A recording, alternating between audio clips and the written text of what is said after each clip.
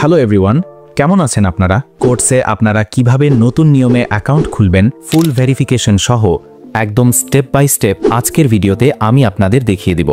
Account খোলার link আমাদের এই ভিডিওর ডিসক্রিপশন বক্সে পেয়ে যাবেন অথবা আমাদের চ্যানেলের যে কোনো ভিডিওর ডিসক্রিপশন বক্সে পেয়ে যাবেন, সেখানে ক্লিক করবেন। আপনারা যদি আমাদের দেওয়া লিঙ্কে ক্লিক করে অ্যাকাউন্ট খুলেন তাহলে বিশেষ সুবিধা পাবেন। আপনার অ্যাকাউন্টে কোনো প্রকার সমস্যা হলে যদি আপনি কোনো ধরনের চিট না করে থাকেন তাহলে আমরা আপনাকে পার্সোনালি সহায়তা করব। নিচে আমাদের টেলিগ্রাম অ্যাকাউন্ট দেওয়া থাকবে, সেখানে যোগাযোগ করলে সহজেই আমাদের থেকে হেল্প নিতে পারবেন। ক্লিক করার পর আপনাদেরকে লগইন পেজে নিয়ে আসবে। এখন শুরুতে অ্যাকাউন্ট খোলার জন্য রেজিস্ট্রেশন অপশন রয়েছে, এখানে ক্লিক করবেন। কান্ট্রি এই অপশনটিতে ক্লিক করে আপনারা নিজেদের দেশ সিলেক্ট করে নিচ্ছে। কারেন্সি ইউএসডি রাখতে পারেন। ইমেল অপশনে যেই ইমেল দিয়ে অ্যাকাউন্ট খুলতে চান সেটা বসিয়ে দিবেন। পাসওয়ার্ডের জায়গায় 8 বা 9 সংখ্যার একটি স্ট্রং পাসওয়ার্ড বসিয়ে দিবেন। নিচে দুটি টিকমার্ক অপশন রয়েছে, এখানে ক্লিক করে টিকমার্ক দিয়ে দিবেন। তারপর রেজিস্ট্রেশন অপশনে ক্লিক করুন। অ্যাকাউন্ট খোলা সম্পূর্ণ হয়ে গেলে আপনাকে অ্যাকাউন্ট ভেরিফাই করতে হবে। প্রোফাইল অপশনে যান এবং দেখুন আপনার অ্যাকাউন্ট এখনো ভেরিফাই হয়নি। ভেরিফাইয়ের আগে ইমেল ভেরিফাই করতে হবে, তাই এই অপশনে ক্লিক করুন। আপনার ইমেলে একটি মেল পাঠানো হবে।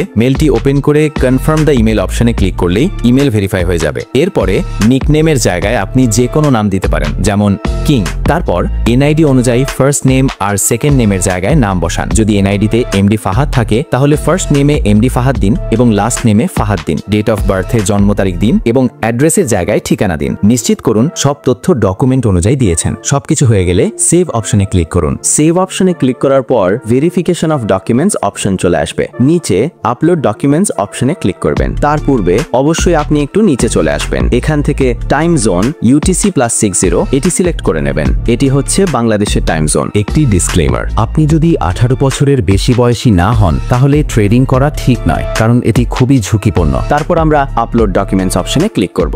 এই অপশনে আমাদের আইডেন্টিটি ভেরিফিকেশন করতে হবে। এই জন্য আমরা এই অপশনে ক্লিক করে টিকমার্ক দিয়ে তারপর কন্টিনিউ অপশনে ক্লিক করব।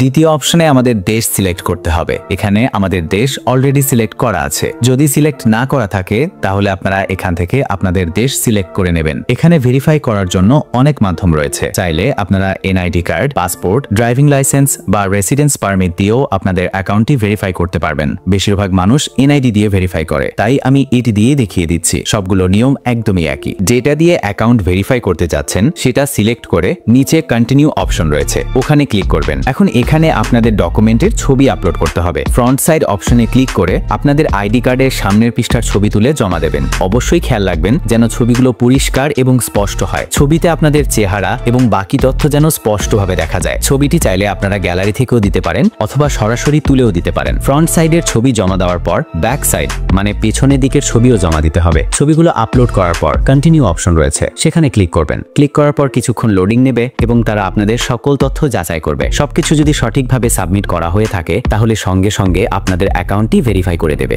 আপনার অ্যাকাউন্ট ভেরিফিকেশন হয়ে গেছে। এখন আপনারা চাইলে এখানে ডেমো অ্যাকাউন্টের মাধ্যমে ট্রেডিং শিখে রিয়েল মানি দিয়ে ট্রেড নিতে পারবেন।